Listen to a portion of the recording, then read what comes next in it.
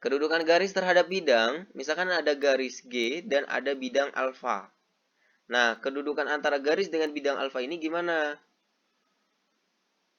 Untuk kedudukan garis G dan bidang alfa itu mempunyai 3 kemungkinan. Oke, yang pertama garis G terletak pada bidang alfa, dengan kata lain bidang alfa melalui garis G. Contohnya seperti ini. Ini ada bidang alfa, ini ada garis G. Nah, ini berarti terletak pada bidang. Jelas ya? Kemudian, garis G memotong atau menembus. Ya, memotong atau menembus bidang alfa. Dengan kata lain, garis G dan bidang alfa berpotongan. Contoh, nih, ya, ini garis G-nya menembus bidang alfa. Gitu.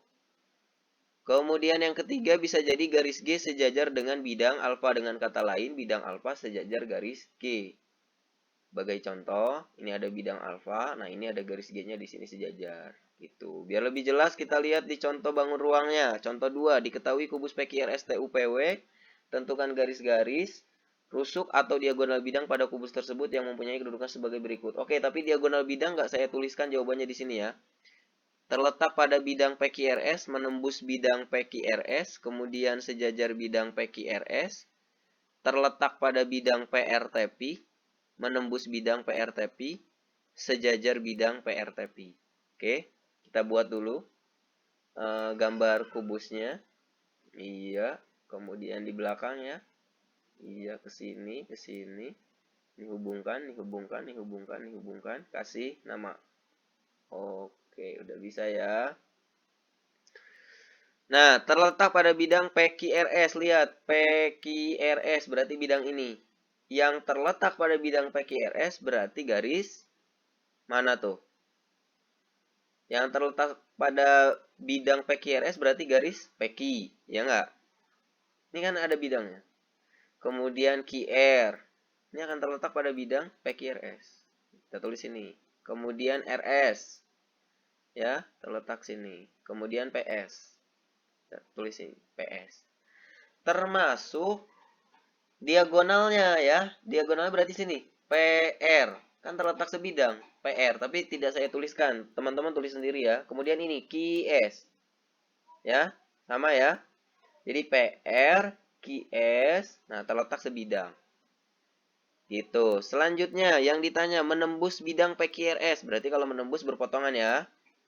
PQRS kan yang ini. Menembus berarti contohnya kayak ini. PT atau TP. Lihat dari atas ke bawah. Ini kan bisa diperpanjang. Ini juga apa sih? Bidangnya bisa kita perluas. Nah, maka dia akan menembus bidang atau berpotongan di sini. Di titik P.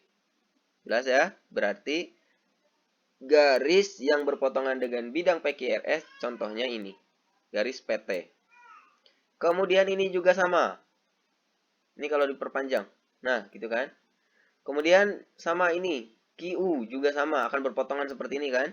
Kita tulis QU atau UKI. Kemudian ini RV. Ya.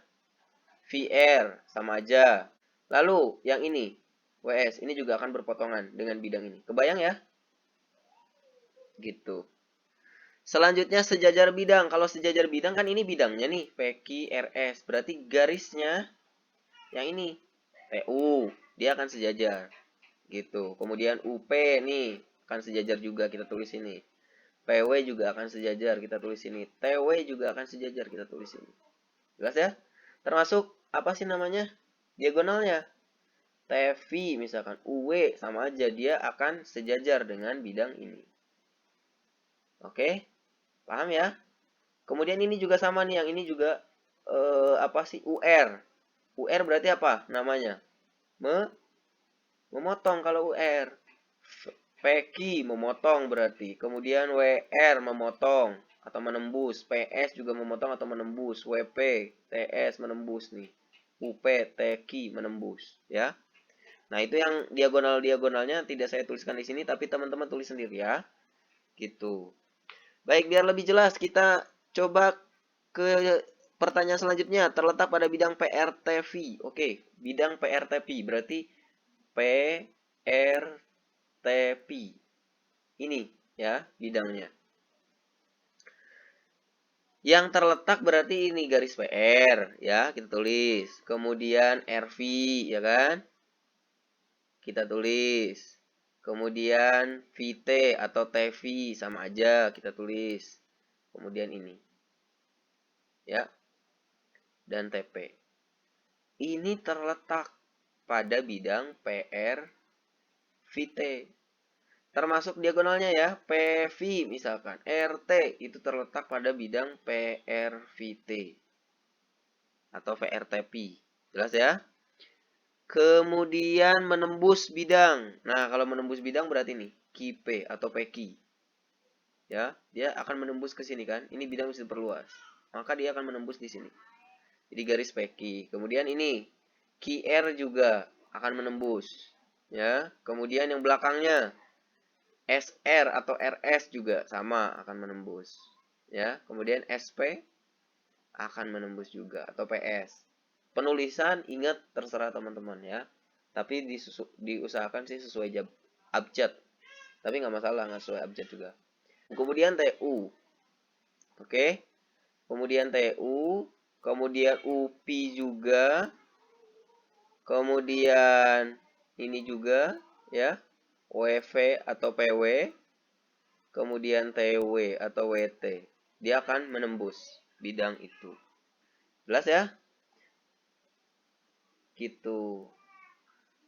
Termasuk ini sebetulnya nih QW akan menembus juga nih SU gitu ya. Paham ya? Banyak nih yang menembus bidang. Kemudian yang sejajar. Nah, gimana kalau yang sejajar? Garis QU. Nah, ini yang sejajar nih yang warna hitam. Garis QU akan sejajar dengan bidang PRVT. Termasuk garis SW yang belakangnya tuh. Dia juga akan sejajar. Gitu. Gimana? Jelas ya? Oke, segini dulu untuk pembahasan kedudukan garis terhadap garis dan bidang. Mudah-mudahan teman-teman paham, mudah-mudahan bermanfaat juga. Dan jangan lupa support channel ini dengan cara subscribe, like, komen, juga share. Terima kasih. Assalamualaikum warahmatullahi wabarakatuh.